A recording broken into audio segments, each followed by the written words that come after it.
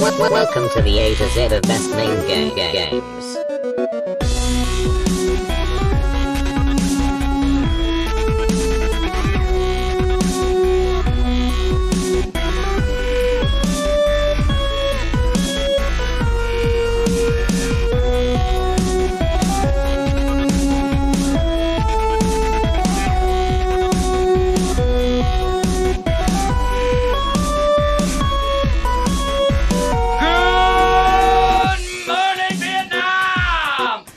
Alright. I'm back, and this is the A to Z of MAME games. Alright, quick recap. I've got thousands of games in my ROMs folder, and I'll be playing through them all in alphabetical order, and I'll bring the best ones to you, and some not so good. I'll feature anything that catches my eye, anything worth playing, and a commentary from my brain. So, today's letter is the letter A. And I'm still rocking the hyper spin. Makes everything look jazzy and snazzy. Super duper fruit looper. So let's get playing and super saiyan. I feel like the lawnmower man up in this bitch. Let's do this! Here we go again! And your first game is Capcom's Eco Fighters from 1993. So let's get it on like Donkey Kong. Yeah, baby! Yes, this is Eco Fighters from Capcom. Yeah, baby! My favourite developer from the era of the arcades. Yeah, baby! The name Capcom in the arcades was pretty much a seal of quality. The graphics were always top-notch and cartoon-like, but it's also the gameplay. The graphics and gameplay combination with games like Final Fight and all the side-scrolling beat-em-ups like Cadillacs and Dinosaurs, Alien vs Predator, Dungeons and Dragons, Captain Commando, the beat-em-ups like the Street Fighter series, Darkstalkers, Marvel vs Capcom, Cyberbots, games like Strider, Bionic Commando, the 1942 series, Ghouls and Ghosts, Black Tiger. The list of quality is massive. And Eco Fighters is no different, as you can see. Check it out one time, won't you? Hi, I'm Quagmire. Giggity. Let's go. It's showtime! I promised some hidden gems, and here's one I found. I've never ever played this before, and I didn't know the series. This is Elevator Action Returns 1994 from Taito. And here we go. A great action-packed intro there. Select your character. Jad the Taff. Some mild racism going on there, he must be Irish. Cart Bradfield and Edie Beret. Here we go. The graphics are nice. It reminds me of the game Outfoxies from Namco, and that was also in 1994. And here's the gameplay. You basically use an elevator. It's the most action-packed elevator ride of your life. Serious. Light up the comment section with your elevator stories. Please tell if you've been in a packed elevator and dropped a big one, dropped a stink bomb, dropped a nuke, unleashed some chemical warfare, give everyone a taste of your air biscuit. Enough guffaws for today. And I've picked one of the other dudes. I've picked Taffy Irish McMaster, dressed like a shamrock. And see those doors?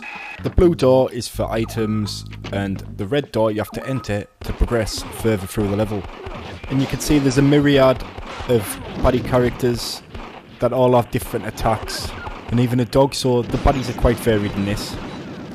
And I love this bad guy's evil cackle here. Listen to his evil laugh. Yeah, and this is from Taito. I would say a tier 1 arcade game maker.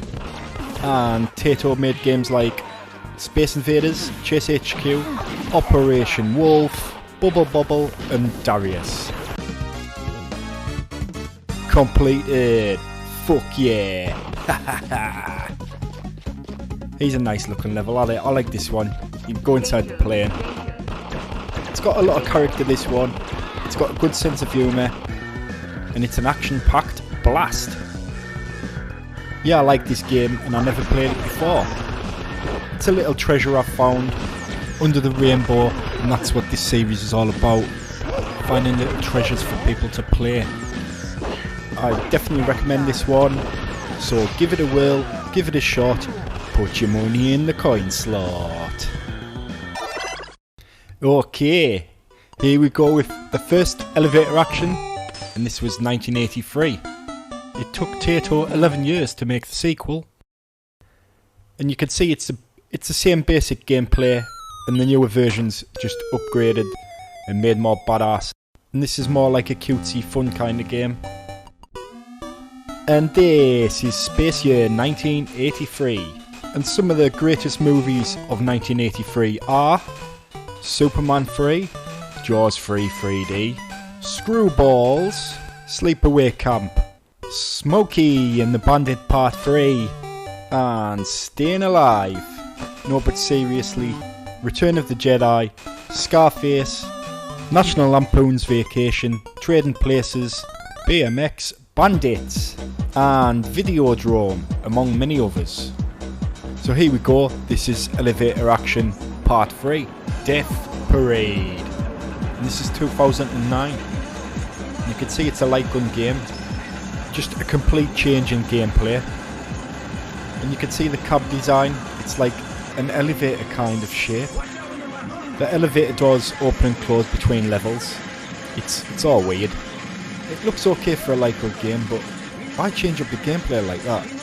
I suppose they can't release it any other way, because by 2009 standard arcades were dead, and it's all novelty games by then. That's probably why they did it. Let's get down, let's get busy, playing MAME games for shizzy. And here is your next game. It's Espgaluda. Oh yeah! And this is from Cave. Oh yeah, here's another Cave game for the collection. Absolutely wicked. Oh yeah! And these games became available with MAME release 152 in 2014. So if you want to play these games, download MAME 152 or above and find the ROMs at a good place like Emu Paradise. So Cave is most well known for making shoot-em-ups, shmups, and a lot of bullet hell games. This is a bullet hell game where the screen gets filled with masses of bullets, all different bullet patterns, and you have to navigate through the bullets whichever way you can. And the collision detection on these games are quite forgiving. The masses of bullets you pass through, to die, the bullets have to connect with a certain point on the sprite, where it's a small ball in the middle of the sprite, and if a bullet passes through your legs, or your head, or your arms, it just passes through it, it doesn't actually kill you. The bullet has to connect with the small ball in the middle of the sprite for you to die.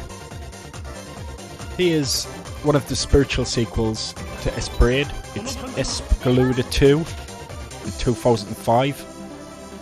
And there's Espgaluda 1, which was 2003. Now, I'll take some time to inform you about my gaming background. My first ever console was a Princetronic Micro 10, which was a Pong console. It had 8 different game types. Basically they were all the same, it was just a bat and a ball, 2 bats and a ball on a screen. Move the bat up and down to bounce the ball to the other side of the screen. That's basically what it was. For some reason it was powered by batteries, so you couldn't plug it into the power supply. You had to rely on my mum or my dad to buy batteries every time I wanted to play it. The batteries only lasted a few hours, so you basically got a day and a half play out of it. And it was a large battery, so you couldn't recharge them, so I rarely turned it on. That's what she said. It was just there. It didn't really get us into gaming.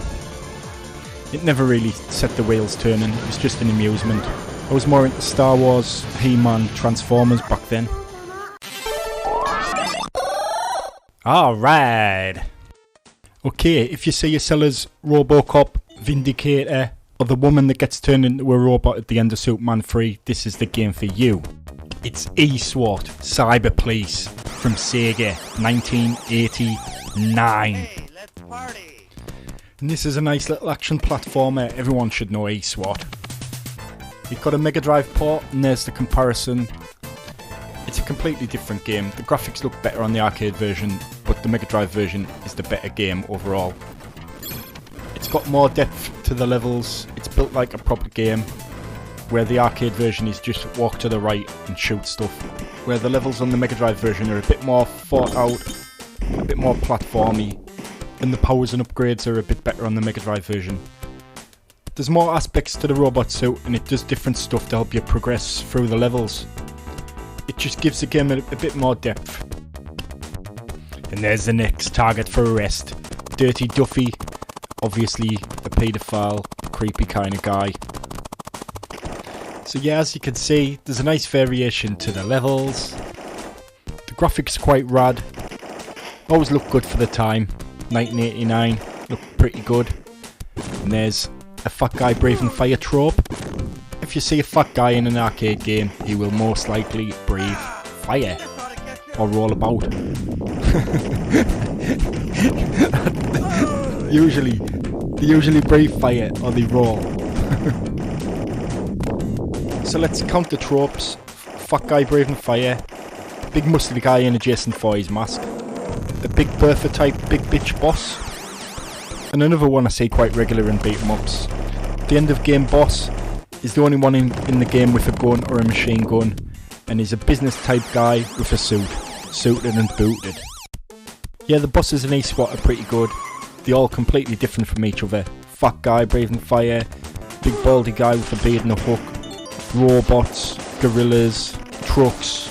You've got a whole smorgasbord of bosses to kill. Okay, so the next piece in my gaming history, the ZX81. This is the second system I owned. See the cartridge on the back? That was 16k of RAM. It was quite small, and the keyboard was flat, and it was like pressing on little pads. It was quite a bad system really for the price. You had to connect the Sinclair ZX81 to a tape machine, and the game's loaded from a tape. It took about 10 minutes to load a game, and half the time they didn't load. So then you had to reset the system and load it again. It mainly played low graphic kind of games. It was well below the Atari. And what I played was text-based adventure games where you type go north, go west, go east. There is a house in front of you. The house has a door. Type open door, then it says the door is locked, and then you type use key to open door, and then you open the door. There's usually either a small troll or a potion in the middle of the room, and then you type drink potion, then it says the potion was poisonous, you die. And that's basically it. That was my gaming life in the early years. A Pong console to text-based games that barely loaded. And the next console was an Atari, and I'll talk about that later. This is Escape from the Planet of the Robot Monsters from Atari, and it's 1989. This one's Sick City. It's really fun and quirky, and you navigate around the map, get past all the monsters, save the civilians, start up the elevator and escape the level, and then move on to the next level. And there's bosses and stuff, lots of pickups and items. You can chuck bombs down. Oh, and here's a nice little side level. You have to navigate through the maze type section on your hover type craft thingy majig. Yeah, it's fun. It's got a nice little style. It's like a 50s B movie, sci-fi movie style. It breaks away from the pack. It does something different. It's kind of cute. It's kind of fun. And this one's from Atari, and it got ports to every home computer on the block on the Tengen Dormark label. I did actually catch this one in the arcades. Played it a few times, and I played the Specky version at home, which was pretty faithful to the arcade for the hardware. It was a good port. And there's the end of level boss. Cool. It's got some nice little artwork. That's a fun game, that. Come with me if you want to live. 2 point. Oh yeah, it's Ergheiz. I think I've said that right. It's Namco, 1998. And this is a 3D fighter, and it came to the PlayStation. it was pretty faithful. It did have a few graphics missing, a few things graphically missing from the game. But the PlayStation version did have added characters from the game Final Fantasy. And you'll see a couple of Final Fantasy characters here, namely Cloud and Tifa. And most of the backgrounds are influenced by scenarios in Final Fantasy VII. So it's like a Final Fantasy fan service game. Final Fantasy VII, the first one that went 3D, some people's favourite. I much preferred Secret of Mana and Chrono Trigger for the SNES. And the combat's pretty good. It's on the higher end of the 3D fighting game spectrum. On the higher end there's Tekken, Virtua Fighter, Soul Calibur, Dead or Alive. And this is probably on the level of a game like Bloody Raw, Bushido Blade, Fighter's Destiny. You can jump around all the backgrounds and you can kick stuff like boxes as you can see there. There you go. I suppose he is a kickboxer. This is a nice impressive level. I like this one. This is probably the best level. Although the arena's just a rectangle, it just looks so impressive. Standing on a moving train. Looks really good. And he's the dog. I like this. Django. And I just spam the buttons. And I win. Hehehe. He jumps out. He jumps out the ring. Cool. Bonkers. Outstanding. Take me to your leader. Here is the next game. It's called Azura Buster. Okay, not everybody's perfect. I did A to Z of MAME and I've missed this one out. It suddenly appeared with a later version of MAME, so it's not really my fault, so I am perfect. And this is Azura Buster, Eternal Warriors. Yeah. This is from the year 2000, and it's a sequel to Azura Blade, Sword of Destiny, and that's from 1998. And as you can see, it's got a lot of crazy characters, lots of different fighting styles. The only downside to this game, there's only 2 buttons, but you can use them in combination. And it's not like a Street Fighter style where there's 6 buttons, no, there's only 2. But it seems you can unlock a load of combination moves, and there seems to be a few special moves in there. I didn't find all the combinations, just a few. And I like that character. She's got a little skeleton helping her out. The skeleton just follows her around, but if you do the special, it comes out and does a combination of moves. There, I've set him off, and I won the game. Booyah! She's got little bombs and that. Yeah, the graphics are nice. It is year 2000, so you would expect them to be pretty good. And this one's developed by Fuuki. So yeah, you can see it's a pretty good game. I'd definitely recommend this one. So why don't you give it a shot? And I'll give this one 3 Chuck Norris thumbs up out of 4. Star Wars: The Empire Strikes Back. A great movie. Now a great video game. A movie which challenged your imagination. Now a video game where the challenge never ends. You saw Luke Skywalker battle the Imperial Walkers. Now bring the battle home. The Force was with Luke Skywalker. Will it be with you? Star Wars: The Empire Strikes Back video game. For your Atari and Sears video game systems from Parker Brothers. The ones to beat.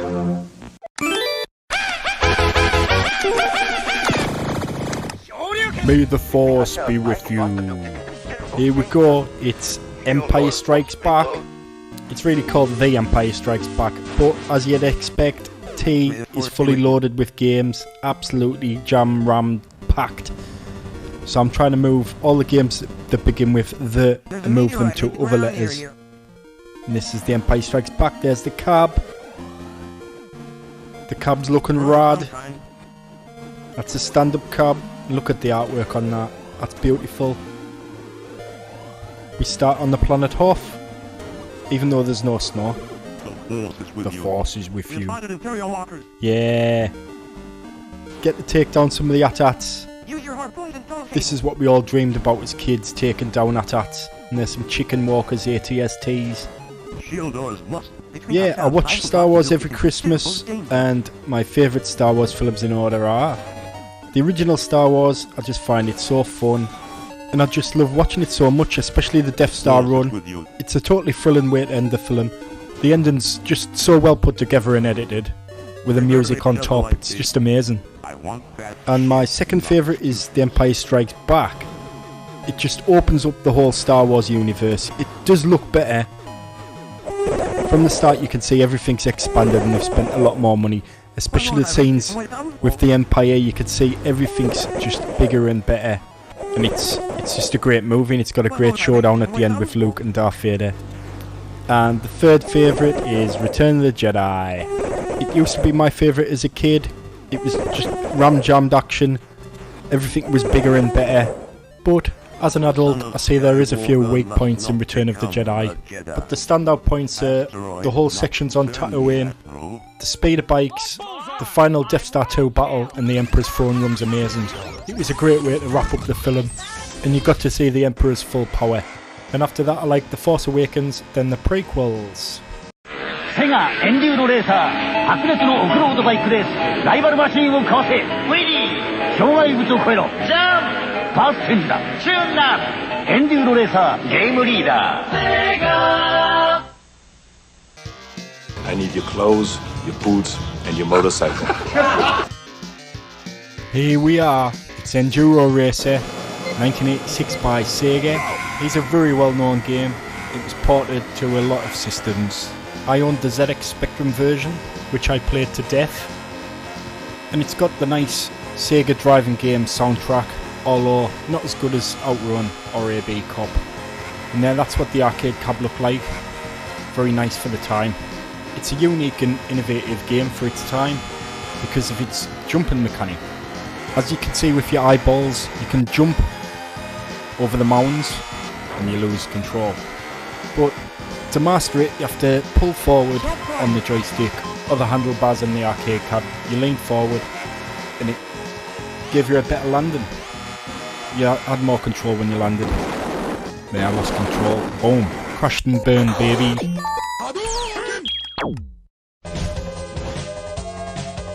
And here is the next game. It's ADF Earth Defense Force 1991. This is from Jaleco. Or is it Jaleco? Who knows? It's a good game nonetheless. Jaleco, I would say, is a tier 2 game maker. But they're not consistently making that higher level of games like Capcom, Namco, Konami, Data East, Sega. As an arcade game maker, they were just slightly behind them. Wait, a bit more than slightly, but when they hit good. And ADF is one of the good ones. It's got a nice array of weapons, it's got nice music, the graphics are nice for 1991. What more could you ask? It's a fun ride. It's got nice variation to the ships and enemies, it's got nice boss battles. It doesn't do anything new with the genre. It just plays the tried and tested formula, and it plays it well. That's all I could say about this game. It's not as good as Darius or Gradius, and definitely not as good as R-Type, because I'm the biggest R-Type fanboy on the planet. I even like R-Type Leo, and that's blasphemy to some people's ears. But you fanboys out there, you've got to get a grip. You've got to get a grip of reality. R-Type Leo, it's a really good game. I know it's like R-Type on LSD or Helium, but it's a good game, so just deal with it. So yeah, this is ADF, no relation to EDM.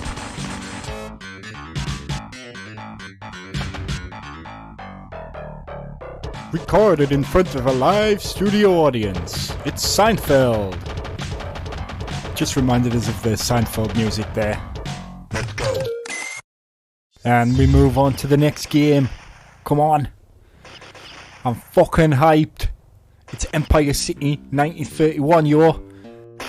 If you fancy yourself as the next Elliot Ness, Al Capone, Bugsy Malone, or even Dick Tracy, this game's for you. So, what this game is, it's not a light gun game. It's you control the crosshair with a joystick, and you have to find and shoot the bad guys. There he is. They hide away. The arrows show you where he is, and you just blast the fucking brains out. Sometimes you get a bit lost finding the bad guy, and there, see in the corner there's a countdown, and you have to shoot him within that time, or else you get shot. So just searching around the map, up and down. It's okay, it's more like a novelty game. I didn't really play through it that much.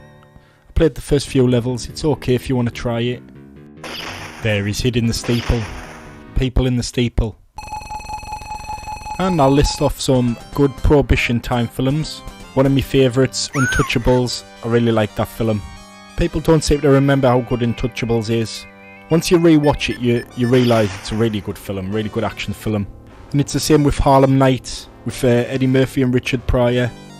Bombed at the box office, and it got a bad rap when it came out, but it's not really that bad. And I'll throw in Road to Perdition and Miller's Crossing by the Coen brothers.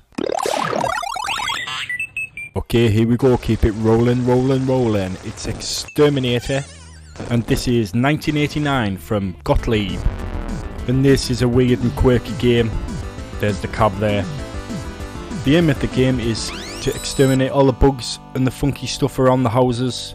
You hit one house at a time. It's like an isometric view 2D game simulating 3D graphics. And it's pretty innovative for the time. In 1989 it was one of the first games to use digitised graphics, where they took photos or videos and converted that into sprites and the backgrounds. And remember, this is before Pit Fighter, Terminator 2 Judgment Day Arcade, Mortal Kombat and NBA Jam. So it was really pushing the boundaries of what they could do. It started a new phase of game making and use of graphics. And it set the template for 2D digitised graphics, like the sprites in Mortal Kombat. Now, the main two people behind this game were responsible for the game Q-Bird, but the game was too quirky and weird for people. It was sort of difficult to play. It wasn't really that popular. I did actually see a couple of cabs, probably in places like Blackpool in the UK and the Metro Centre in the northeast of England. That was the main arcade for me, the Metro Centre. So this is a bit English centric, but anyone from the northeast of England that visited the Metro Centre, you can relate. It was a great arcade, quite big. So on to the next game. It's Explosive Breaker, 1992 from Kaneko, and this is another weird kind of game. It's a shmup, and it's another one that uses digitised graphics. Not all of it's digitised, but you can see some of the boss characters use digitised graphics. And you can see with the eyeballs there, there's 6 different types of ships with different weapons and attributes. A nice wide selection of weapons there. That's what you need. You need lots of weapons and different variations. And yeah, it's weird. Look. So Kaneko, I wasn't really aware of them in the arcades. I never really remembered the name. I don't recall it, but they were a pretty good arcade game maker. I'd say a tier 2 arcade game maker. And I'll list off some games they made, just to refresh your memory. Ah, there's the digitised graphics I was talking about. So I'll list off some games: Shogun Warriors, Senjeki Strikers, 1000 Miles Rally, Jackie Chan Kung Fu Master, Heavy Unit, Cyvern, DJ Boy, Airbuster, and the arcade version of Bonk's Adventure. They made loads of others, but they're the most popular ones, and as you can see, they know Spring Chicken's the arcade game making, and there's some more digitised graphics there. And it's just a weird little shmup. It's pretty effective in what it does. It's pretty exciting. And this is from 1992. You can see it's not really on the top tier of shmups at the time. Around the same time, before 1992, we had Sonic Wings or Aero Fighters, 1941 from Capcom, the third in the series, Dogyon from Toaplan, Outzone from Toaplan, one of my favourites, Raiden from Seibu Kaihatsu, Truxton in 1992, Trigon or Lightning Fighters, the amazing Varth from Capcom in 1992, and only a year later we got Batsugun which is an amazing shmup. Plus many more. I've just listed off a few there, a few of the good ones. So compared to all of those games, it's about a middle of the road shooter. Stage clear. Fuck yeah. And you can see there's different variations to the levels. We've got a Meteor Field style level here. And this is where the Meteor Run goes insane. And this ship looks a bit ominous. Looks like a Star Destroyer, take it from Star Wars. I think it is. I think they've just digitised the Star Destroyer from Star Wars. So yeah, looking into now, it looks like it's well worth a shot. And I'll give this a final score of 12 parsecs out of 1 Kessel Run. We're on express elevator to hell, going down. Alright, if you fancy yourself as the next Eddie the Eagle Edwards, this is the game for you, brothers. There's the opening intro there. It looks pretty exciting. I must say, looks very good. This is from Sammy 1995. This is extreme downhill. Sammy made some pretty good games. The fantastic Change Air Blade, Diner Gear, Guilty Gear, Zombie Raid, Deer Hunting, Trophy Hunting and Turkey Hunting, among many others. Yo. So yeah, you can see this game's quite enjoyable, and I'll give this one a final score of 3 broken legs out of 2. Surely you can't be serious. I am serious. And don't call me Shirley. Hey now! He's Exerion 1983, and it's another Jaleco game. This is an all-time classic of the arcades, Exerion. And it's graphically and technically very impressive. Look at it. It's basically a vertical shoot 'em up, but it gives the impression that you're rolling forward moving, with some nice parallax scrolling trickery, and it feels like there's some gravity on the ship, like inertia, where you move up slower then drop down faster. And for 1983, this is pretty impressive. I mean, look at it looks beautiful.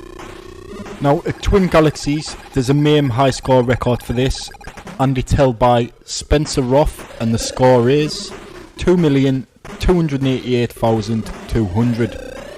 Now he's blasted any other opponents, because the next high score is 966,000, so he's killed them. And they actually released a sequel to Exerion, Exerion 2 Zorni, and that was released on the MSX1. So yeah, definitely check this one out. It's excellent.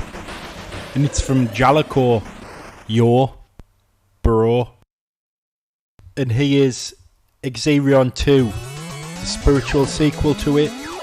It's called Sky Fox everywhere else, but in Japan it's called Exerizer. And this is 1987, and it's pretty impressive. Look at that for 1987. Wow. How did they make their graphics? I don't know, but it looks pretty sweet. This is Exerizer, or Sky Fox. Keep rolling, rolling, rolling. What? Alright, this is 8-Man from SNK 1991. Looks like your typical SNK game, early SNK game. There's with Predator. Wow. Ugly motherfucker. And 8-Man is based off a manga character, a manga series called 8-Man. And he was created in 1963. He's a long-running character, superhero, cyborg type guy. And this is the game of him. Yeah, it's a so-so run and punch platformer game. The graphics are alright, they're not amazing. Nothing's amazing about this game. It's just average. I'd say it's pretty average. It's worth a play. It's not terrible, but it's worth a play. If you want to play better cyborg hero type games, try Eswat, which I've featured earlier, or Robocop. Can you fly, Bobby? I love that film Robocop. classic from Paul Verhoeven. A satirical action film. I love it. Lots of gore. Especially when the guy plows his truck into the toxic waste tanker. And then he comes out and he's all fucking melting and shit. He's like, ooh, walking across the road, then Robocop hits him with a car, blam, and his head rolls across the bonnet. Splat. Wiki wah, it's a Wild Wild West. Jim West, Desperado, Rough Rider. No, you don't want nada. None of this. Gun of this. Brother running this. Buffalo Soldier looks like I told ya. Any damsel that's in distress, be out of that dress when she meet Jim West. Roughneck, so go check the lot and a buy. Watch your step reflex and get a hole in your side. Swallow your pride, don't let your lip react. You don't wanna see my hand where my hip be at. With all of this, and the start of this, running this game, Jim West taming the West, so remember the name. Now who you gonna call? Jim West, cause he's the best. You don't mess, no stress. I've got to fess. 1, 2, 3, 4 party people in the place gonna rock some more. Alright, this is Eliminator. I couldn't find a ROM with the sound, so there's no sound for this game. This is 1981 from Sega. It's a 2-player game, and it can be a 4. I think there's a 4-player card, but right now I'm playing 1 player, and you just basically have to destroy the Death Star. Shoot a bullet into the Death Star. Here we go. Yes. And here's a little trick. I'm going to change the beam width and just mess about with things. I know it's not authentic to the real arcade, but it does look pretty. It does look nice and pretty, that. I know all you old school heads will call it blasphemy, an abomination. But the option's there, so I like to mess around with things. And it's a fine game, and if you can get a ROM with sound, the sound effects are quite nice. And here I blow up the Death Star. Bam! Oh yeah, it looks fantastic, that. Spin the Wheel of Justice. Here's the next game. It's Exes. And this is 1985 from Capcom, y'all. And it's a shmup, and Exes is probably one of my favourite names for a game. The name's completely unrelated to the gameplay. They probably just thought of a clever name with a ring to it and just thought, oh, we'll name this game Exes. Yeah, it's just your basic early shmup with an insect theme, because in the future insects took over the earth. Everyone's thinking with a hive mind, and you could see that hive mind beginning to start today with the internet, and that's why they called it the World Wide Web. And it's full of drones and parasites, and it's got lots of bugs.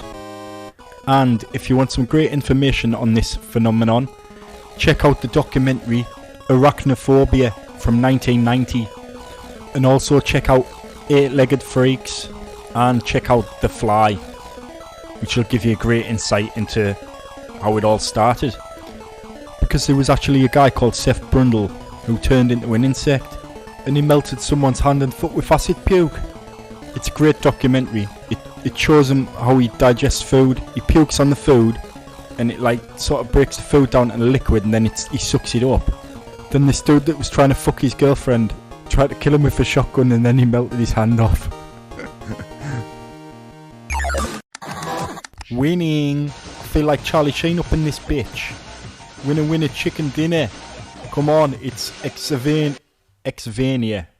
It's from Namco in 1992. Pick your fucking character. I pick 4 hero type guy. Blonde muscle man. Gear up there. And there's the map of all the levels. I love it when they put maps in games of the levels. Progress. I love progress. Yeah, and it's like a Bomberman type game. That viewpoint. Top down viewpoint. And then yeah, it's 4 players. You can have 4 players, but I've only got 1 because I've got no friends. And then you just clear the map, break all the little blocks, collect all the stuff, and clear the map. It's quite fun. Never ever heard of it myself. Kill dragons and shit. Look, it's pretty good. It's pretty fun. Check it out. Play it, enjoy it, and be like Charlie Sheen. We all want to be like Charlie Sheen. Booyah! Here we go, it's Enforce from Taito, 1988. Muddy Funster. Let's go. Okay, Enforce is from Taito and it ran on the Taito Z System board. The Z System board was good for driving games, and games a bit like this, where it's forward rolling. Other games from the Z System board is Continental Circus, Chase HQ, Battle Shark, SCI, Aquagone, Space Gone, Racing Beat and Night Striker. And this board made its first appearance in 1987 with Continental Circus and finished up with its last game in 1991 with Racing Beat and Double Axle. And it was replaced by Taito's SZ System board, which was also made for driving games and such games like this. Excellent.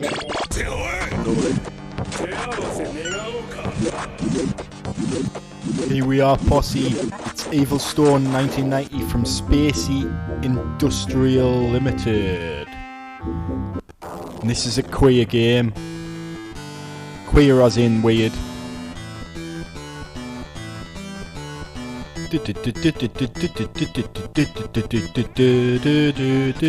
There's music. It's not very good. And the game is, it's like a platformer. It's hard to explain what it is. Platformer, jump on the platforms and jump to the end of the level. This is my first playthrough. Some bits are a bit tricky, you have to figure them out. There, I got bounced off. If you fall off the edge, you're dead. Use your brain on this one. You don't need me to explain things, just use your gaming knowledge and try and figure it out. Draw from past experiences. ROM dump into your RAM. Check out your wank bank. If you like the look of it, give it a shot. If you don't get all butthurt and angry. Start cussing us out, calling us and playing trash games. There's a lot of trash games and I've missed them out, and I just found the next few games interesting in some kind of way, and that's why I put them in. They're a bit quirky, that I found some interest from. Tickled me fancy a little bit, like the next one. Outstanding. Now if you fancy yourself as the next Tim Montgomery, Marion Jones, Carl Lewis or even Oscar Pistorius, this game's for you. And this is Escape Kids 1991 from Konami. And the name is quite apt because kids want to escape from this game. This must have been a B-team development, this. It's hardly Turtles or Simpsons. Yeah, it's in the vein of games like Super Sprint, Ivan Ironman's Off-Road Racing, and Pat Nespunk's favourite game, Danny Sullivan's Indie Heat. And you basically run around the track, get little pickups, and you can jump and stuff. It's fun. It's fun in its own way. If you want a 4-player game to have a bit of fun with for 10 minutes. Yeah, and the tracks change. Haha. It's a bit of fun in it. There you go. On the toilet seat. There you go, getting pumped up. $10. Nice bonus there. They must have been sat on the toilet while thinking this game up. And here's a hilarious little side mission on your BMX bike. BMX Bandit. And you just collect the coins, there you go. Collect the bounty. Total bonus. It's a bonus. Basically, if you want to win, you just keep buying supers, which are the jumps, and you just jump for the win. Jump for the win. Nice swimming level. Oh, there you go. Not exactly jump for the win there. There you go. Goes right into second, third place. I think it's a button basher. Yeah, I think I was button bashing on this. And here's another one, a climbing. Yeah, you button bash up the ladder. And I'll score this game 2 gunshots out of Oscar Pistorius' gun out of 7. Base is under attack. Here's the next game. Excelsior. 1996 from Playmark. Yeah. Now this is next gen level. 1996. What can we get from this? And it's a drilling game. You drill all the blocks away, and it's a bit of a Rudy game. For all you guys who like boobies, and there's even a man there for the women out there, the females, the girlies, or the gay boys. There's a nice handsome fella there for all the gay lords. Nobody's discriminated against in this game. Everyone gets a shot to get the rocks off. And that's the object of the game, to get the rocks off.